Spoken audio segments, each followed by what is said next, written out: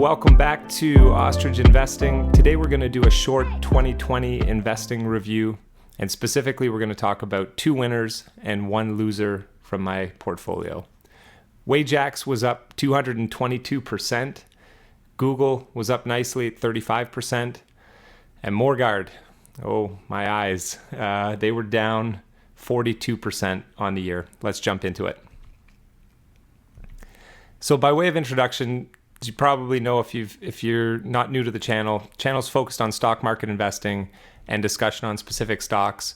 One of the reasons why I like to present bull and bear scenarios is to look at different outcomes, because we know going in that success is not guaranteed.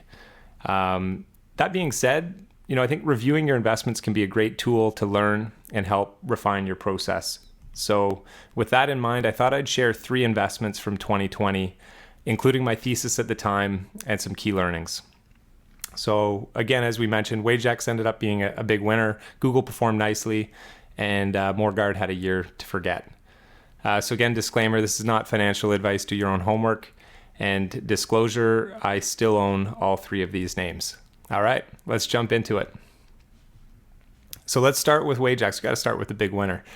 In March 2020, I bought Wajax at $5.30 a share, and in fact did a video on this in April of 2020 if you want to go back and take a look.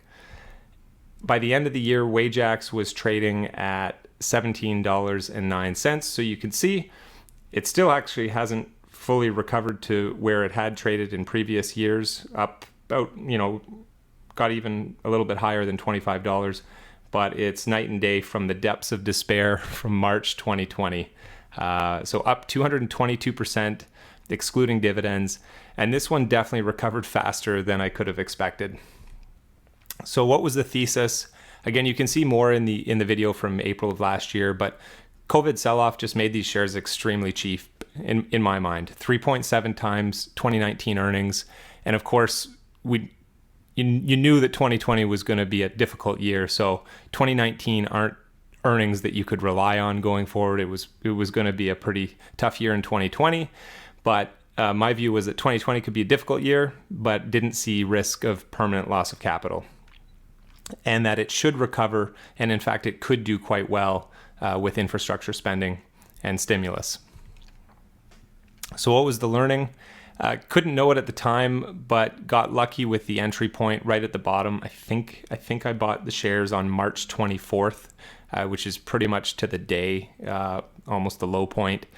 So really one of the learnings here is it could have done well buying most industrials on the same day. Caterpillar, for example, which is a much larger business, is up 80%. Had I bought it on March 24th, I would be up 80%. And of course, you get additional return here because this is a Canadian small cap, and there's probably some additional beta and risk.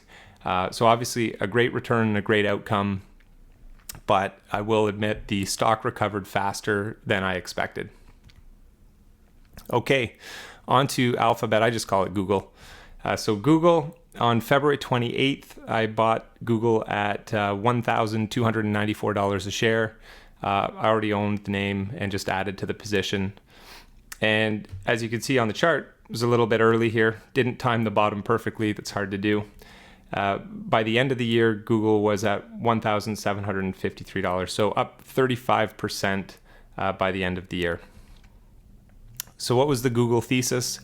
Potential growth in their other bets, so think autonomous driving, currently reducing earnings, so they're spending money, but they're not they're not profitable, these divisions, and it's not reflected in the share price. I mean, Google's a well-known stock, so it probably is reflected in the share price, but my view is that it's not accurately reflected there. The core franchise continues to enjoy tailwinds and generate significant free cash flow, and with $100 billion plus in net cash and a reasonable valuation, I thought this is a great name to own. So what's the learning? Obviously, it's hard to time the bottom, so need to be comfortable with stock dropping further. If you can see over here, when I bought in at Feb 28th, I was obviously early, and in hindsight, it doesn't seem too bad, right? You pay close to $1,300 a share. Shares actually got down close to $1,000. It was, I think, $1,050. And again, in hindsight, it seems easy. Yeah, no problem. But in late March, when the rest of your portfolio is also doing terribly, and you've just put new money into Google and you're down, call it 20+%, doesn't feel good. But it's just part of investing is something you need to know. Second key point: investing is hard. Google did well, and I was quite pleased with myself, but it was actually the worst performer in FANG. So I could have bought any other name in FANG on February 28th, and I would have done better than had I bought Google, which is obviously the one that I bought. So Apple was up 94% through the remainder of the year. Amazon, I would have been up 73%, Netflix 47%, and Facebook 42%. So I find that extremely amusing. Obviously, I'm pleased with the investment in Google, but entertaining to just think investing's hard. Could have picked any of the other ones and would have done better. All right, lastly, we need to talk about a loser. And so we're going to talk about Moreguard. Moreguard, this is a company I've owned for years, which I don't think that makes it better. But I owned this one coming in December 2019. I owned it coming into 2020. And if you look at kind of over the past 5 years, actually a pretty nice chart if you sort of block out the right side here.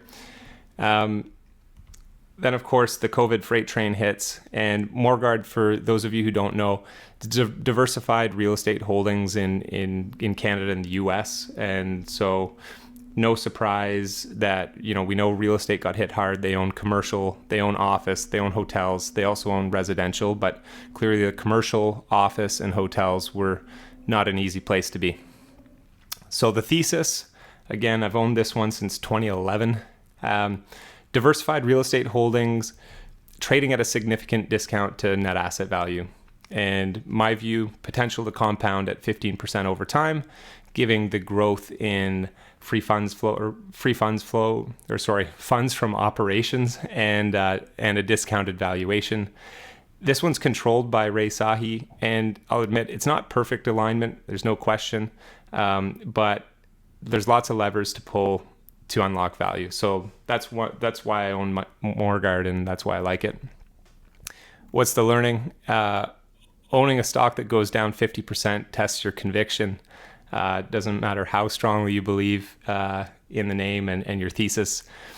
Everything that kind of could go wrong for Moreguard did in 2020.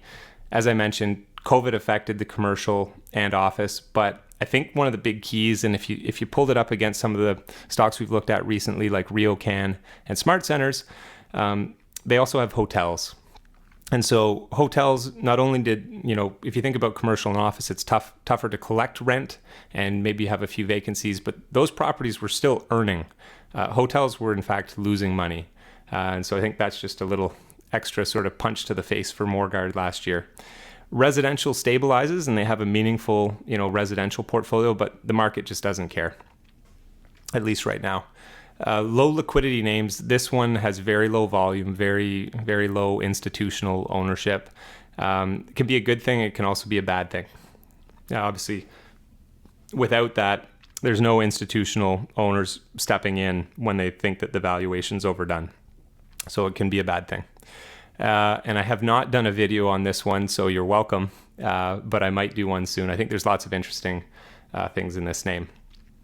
So all told, Moreguard stock ended up down 43% on the year, and was definitely, I think I only had 2 losers, but it was definitely the biggest loser last year. Conclusion, 2020 was a wild ride for investors. There's no question about that. March 2020 seems like a lifetime ago now, the way the markets have recovered, but remember the volatility. I try and always really learn from those moments and remember what it feels like when your stocks and portfolio are going down 5-10% per day. Moreguard definitely had a tough year, and when a stock is down 50% in 1 year, it can really test your conviction. Wayjax was a big winner. I'll admit it definitely recovered faster than I would have expected. But check out the video from April 2020 if you want to look at that one a little bit more. And Google, it worked out well. But again, being the laggard in FANG was a good reminder that the markets like to keep you humble. So for now, I continue to hold all 3. Hope 2021 is a great year for all of you out there as investors. That's it for now. We'll be back soon with more content. But until then, happy investing, and don't bury your head in the sand.